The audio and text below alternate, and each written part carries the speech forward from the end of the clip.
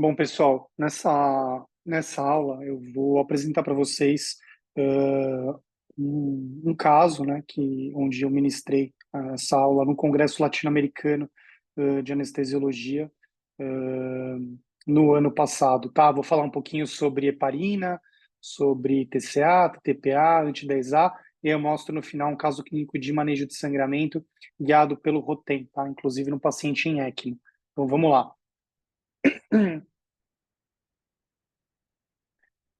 Na época aqui meus conflitos de interesse, que ainda são os mesmos.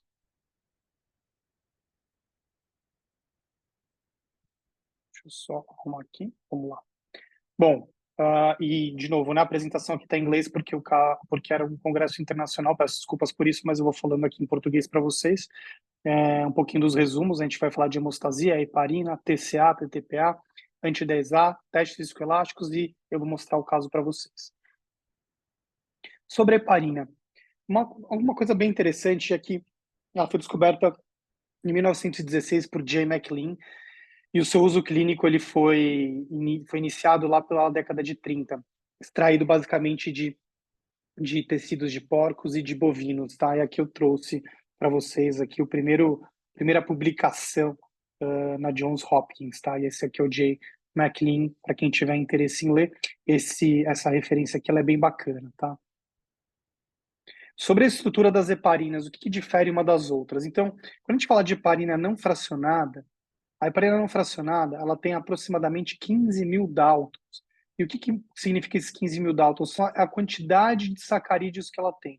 Como ela tem mais sacarídeos, são aproximadamente 45 sacarídeos, a heparina não fracionada, ela não só vai inibir fator 2, mas ela também vai ter a capacidade de desligar e ter uma afinidade maior com a antitrombina.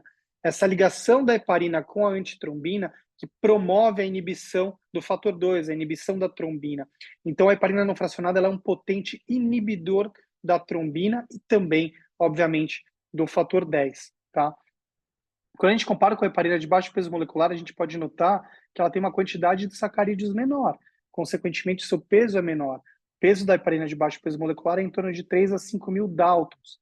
Como a gente pode ver aqui, a ligação dela com a antitrombina e a capacidade de inibição da trombina ela é menor do que com a heparina não fracionada. Por isso que uma melhor maneira, a melhor estratégia de monitorar efeitos de heparina de baixo peso molecular vai ser sempre usando o anti-10A, porque ela tem uma capacidade de ligação com anti-10A, com o fator 10 melhor do que com a trombina. Já a heparina de ultra baixo peso molecular, que é o Fondaparinux, podem ver que ele tem apenas uma sequência de pentasacarídeos e um peso aí de mais ou menos 1.000, 1.500 Daltons. Então, a heparina de ultra baixo peso molecular, ela só tem capacidade de inibir fator 10. Ela não tem ligação nenhuma com a trombina. Perdão. Ilustrando de uma outra maneira aqui como é que agem, né, as heparinas, enfim, a heparina de baixo peso molecular e a heparina não fracionada, elas inibem o fator 10, inibem o fator 2, ao passo que a heparina de ultra baixo peso molecular vai inibir apenas ali o fator 10. Tá? Como que a gente monitora a heparina? Bom, vamos falar primeiro do TCA. TCA, por que ele não é vantajoso a gente ter ele em mãos, tá? E é importante a gente saber disso, tá? Apesar de que se usa muito ainda na cardíaca e usa em ECMO, mas tem que saber que ele é afetado por hemodiluição, TCA, ele é afetado por hipofibrinogenemia, por plaquetopenia, por disfunção hepática, por inflamação, pela presença de anticoagulante lúpico e por distúrbios de coagulação. Então, o uso isolado do TCA para manejar sangramento, manejar anticoagulação por heparina pode nos fornecer um manejo subotimizado. Então, não é o mais adequado usar o TCA de maneira isolada. Tá? E o TTPA? Bom, o TTPA, o que basicamente ele nos dá de informação? Isso eu passei muito no primeiro curso de manejo de sangramento. Ele vai dar para a gente, vai fornecer para a gente os fatores de coagulação da via intrínseca e da via comum. Basicamente, o fator 12, 11, 9, 8 e os fatores da via comum, que vão incluir o fator 10, 5, trombina e fibrinogênio. Bom, o TTPA ele precisa para a gente avaliar, né, o efeito da heparina, a gente precisa de uma monitorização de 3 a 4 vezes por dia. Ele vai avaliar para a gente os fatores da via intrínseca, mas tem um problema que pouco se lembra e pouco se comenta. Eu quero mostrar isso para vocês no próximo slide. Ele sofre interferência por níveis elevados de fator 8, por níveis elevados de fibrinogênio. Na presença de anticoagulante lúpico, o TTPA ele também pode estar alargado, mas, apesar disso tudo, ele tem um baixo custo e maior familiaridade pelos profissionais de saúde. Quando eu falei para vocês da interferência do fator 8, olha que interessante esse estudo in vitro e vale muito a pena a leitura dele. Aqui nesse eixo, a gente tem o TTPA. Nesse outro eixo, uma concentração de heparina não fracionada.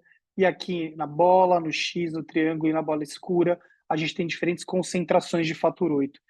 Olha só, com 0,5 unidades por ml de heparina, com 1 ml, uma unidade por ml de fator 8, o TTPA está em mais ou menos 100 segundos. E quanto mais a gente aumenta os níveis de fator 8, mais se encurta o TTPA. De novo, quanto mais eu aumento os níveis de fator 8, mais eu encurto o meu TTPA, mostrando que níveis elevados de fator 8 reduzem os níveis de TTPA. Qual situação a gente tem produção aumentada de fator 8? Lesões pulmonares, síndrome de desconforto respiratório. Lembrar que o fator 8 também, lembrar que essas lesões pulmonares estimulam também a produção de fator 8. A gente acabou vendo muito isso na pandemia, muito na pandemia. Situações onde o paciente ele apresentava o que a gente chama de pseudo-resistência à heparina. Então, eram níveis de TTPA que não chegavam no alvo porque o fator 8 estava muito elevado. Ou até mesmo resistência à heparina, que é quando a gente chega a mais ou menos 35 mil unidades dia de heparina, 35 mil unidades dia de heparina, onde o paciente não chega nos níveis séricos de TTPA. Tá? Então, essa figura tem que deixar muito claro para a gente que não só o fator 8, mas como o fibrinogênio, e esse artigo ele também mostra isso, eles vão interferir nos valores do TTPA. Então, monitorar a heparina só com TCA ou só com TTPA talvez não seja a melhor estratégia. E por que esse alvo, né, de 1,5 a 2,5? Isso é de um estudo de 1972 que eu fui dar uma procurada, tá? Para avaliar pacientes que tinham recorrência de tromboembolismo. E aí foi feita uma análise pós-hoc com 234 pacientes, e os que tiveram esse alvo de 1,5 a 2,5 tiveram uma redução da recorrência de tromboembolismo venoso, e só 19 sangraram. E é desde esse estudo que a gente usa esse alvo de 1,5 a 2,5. Aí a minha pergunta é, será que é o ideal? Será que é o melhor? Enfim. E qual que seria a melhor maneira de monitorar o efeito de heparina? Com o anti-10A. O anti-10A calibrado para heparina não fracionada. Tá? Ou o anti-10A calibrado para heparina de baixo peso molecular. O anti-10A é uma coleta feita uma vez por dia. Ele não sofre alteração do complexo antitrombina e heparina. Ele não sofre alteração por hemodiluição, coagulopatia ou anemia. Ele não é influenciado por níveis de fator 8 de fibrinogênio. O problema é que o custo é um pouco mais elevado. Naquele mesmo estudo, olha só, de novo, a gente tem aqui anti-10A, heparina não fracionada, diferentes concentrações de fator 8. Olha só, com 0,5 unidades por ml de heparina não fracionada, vejo que com diferentes concentrações de fator 8, a gente não tem uma mudança significativa no anti-10A, tá? Mostrando que o fator 8 elevado não vai afetar o anti-10A. Então, a melhor estratégia para monitorar efeito de heparina, o padrão ouro, o gold standard para monitorar efeito de heparina, é o anti-10A calibrado para heparina não fracionada. Tá? Os valores para heparina não fracionada de 0,3 a 0,7, para heparina de baixo peso molecular de 0,5 a 1,1, alguns outros laboratórios sugerem de 0,6 a 1. Para heparina de baixo peso molecular uma vez ao dia, a meta é de 1,0 a 2,0. E sobre os testes viscoelásticos, como que ele pode facilitar e auxiliar a gente no manejo da anticoagulação com heparina? Então aqui vale a pena de novo a leitura desse artigo do professor Klaus Gollinger, Esse artigo ele mostra diferentes estratégias de manejo de sangramento, incluindo como monitorar o efeito da heparina pelo Rotem. Que aqui vai ser bem resumido, porque eu já mostrei para vocês nas outras aulas, mas como que a gente vai avaliar? Basicamente, olhando aqui o INTEM, o CT do INTEM maior do que 240 segundos, vejam aqui no CT do EPTEM, ele vai para 260, e a gente faz aquele cálculo, CT do INTEM dividido pelo CT do EPTEM, uma relação maior do que 1,25 segundos, sugere o efeito de heparina. Então aqui fica muito claro, a gente vendo o próprio Rotem hipocoagulado e abrindo com o EpiTem. Então, é a melhor estratégia que a gente tem para monitorar o efeito de heparina. Aqui eu trago mais um estudo para vocês, daqui do professor Donato Spam, suíço, que talvez uma das maiores referências em trombose hemostasia no mundo, onde ele já mostra e já recomenda a monitorização do efeito de heparina nos pacientes com trauma. De novo, a gente vai fazer isso nos pacientes na cirurgia cardíaca, no pós-parto, no pós-transplante hepático, no trauma, em cirurgias obstétricas ou em qualquer cenário onde exista a possibilidade de sangramento por efeito de heparina. E sobre a ECMO, né, que a gente fala tanto, né, tanto se falou sobre ECMO na pandemia e hoje muitos centros agora utilizam a ECMO. Como que eu vou fazer a estratégia de anticoagulação em pacientes em ECMO? E aqui eu trago esse artigo para vocês, vale muito a pena a leitura do professor Levi, como manejar anticoagulação nos pacientes em ECMO. E olha só que interessante, ele começa aqui com a infusão em bolos da heparina nos doentes canulados em ECMO, e aí a primeira estratégia que a gente precisa lançar mão é, lembra, além do TTPA, dosar anti-10A, os dois. Por quê? Porque o fator 8 ele pode ter levado nesses doentes canulados em ECMO por conta de lesão pulmonar, e esse fator 8 ele pode encurtar o TTPA e a gente pode não saber se o doente está anticoagulado ou não. Então, idealmente, TTPA e anti-10A. Então, aqui a primeira sugestão. Se o TTPA e o anti-10A estiverem abaixo do nível terapêutico, aumentar a dose da heparina. Primeira coisa. Agora, se no outro extremo, se o TTPA e o anti-10A estiverem acima do nível terapêutico, obviamente, reduzir a dose da heparina. Agora, se tiver uma discrepância, TTPA baixo, anti-10A elevado ou vice-versa, o que a gente precisa pensar? Possibilidade de alteração e influência de fator 8, de fator 9, de consumo de fibrinogênio, precisa pensar também na possibilidade de anticoagulante lúpico, e aqui o mais importante é, nesses casos, a gente vai acabar monitorando sempre de acordo com o anti-10A. E se você tiver disponível na sua instituição o Rotem, talvez seja uma estratégia a mais para incorporar, para a gente determinar se o doente está anticoagulado ou não, e principalmente para monitorar o efeito de sangramento. Agora eu trago para vocês um caso que a gente teve na pandemia.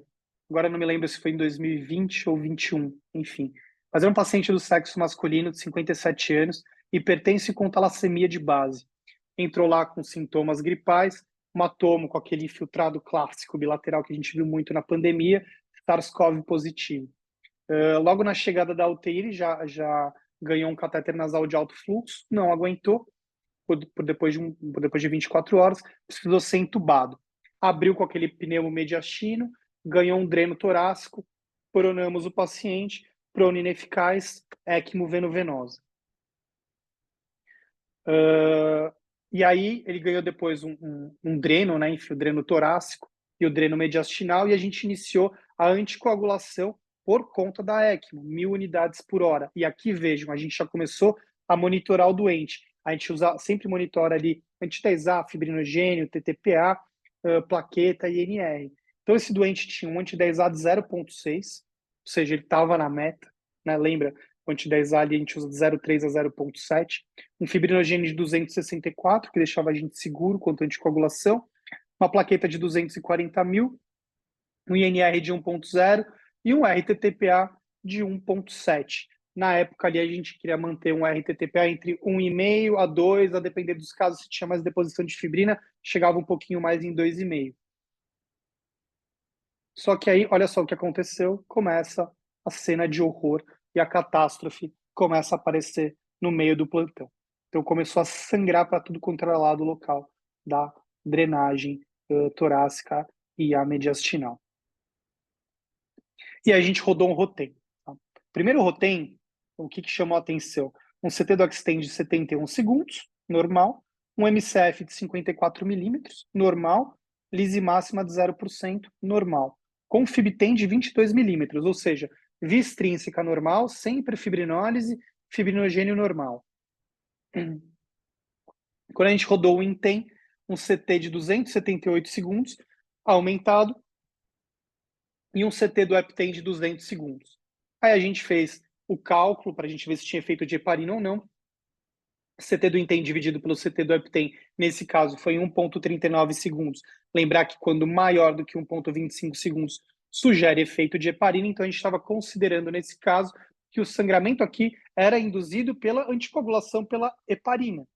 Apesar de que a gente tinha um anti-10A no alvo, a gente tinha um TTPA no alvo, a gente tinha a comprovação do efeito da heparina no Rotem, a gente precisava determinar agora o que a gente ia fazer com essa heparina, porque o doente estava sangrando, mas também, se desligar a heparina, como é que ia ficar a ECMO do paciente? Já tinha fibrina sendo depositada na membrana ali da ECMO, o que a gente ia fazer? Então a gente precisou discutir com a equipe toda envolvida, né? Não só a equipe da UTI, mas a equipe dos assistentes, para determinar qual seria a melhor estratégia, uma vez que o doente estava sangrando, e se desligasse a heparina, também poderia causar um problema na membrana da ECMO. Então tinha o efeito de heparina, e como eu falei para vocês, tinha esse excesso de deposição de fibrina na membrana. E aí o que a gente optou em fazer, ao invés de desligar, a gente optou em reduzir. Tá? Esse valor, ele foi um valor que veio de uma discussão, na verdade, entre todo mundo da equipe, se a gente ia discutir pela metade, se a gente ia diminuir 30%, a gente acabou reduzindo perdão, em 30% para 700 unidades por hora. Fato é que, quando a gente reduziu, o sangramento parou. Tá? E aí, no final do caso, que eu quero mostrar para vocês, o grande benefício da tromboelastometria foi de que a gente pôde identificar o efeito de heparina e a gente avaliar o quão alargado estava o CT do Intem e quanto que traria de benefício a gente reduzir ou suspender a heparina. Talvez só com anti-10A ou com TTPA a gente não estaria tão seguro assim a ponto de reduzir a heparina. Mas o fato é que a gente conseguiu, usando o TTPA, anti-10A e o Rotem, confirmar o efeito de heparina, confirmar o sangramento pelo efeito de heparina e aí reduzir essa infusão contínua de heparina nos pacientes em ECMO. Então, essa é mais uma estratégia que a gente pode usar e sempre, mas sempre, com algoritmos bem definidos e bem determinados para que a gente evite interpretações equivocadas dos testes viscoelásticos. Tá bom? É isso aí, pessoal. Agradeço demais a participação de vocês e a gente tem mais uma aula para apresentar.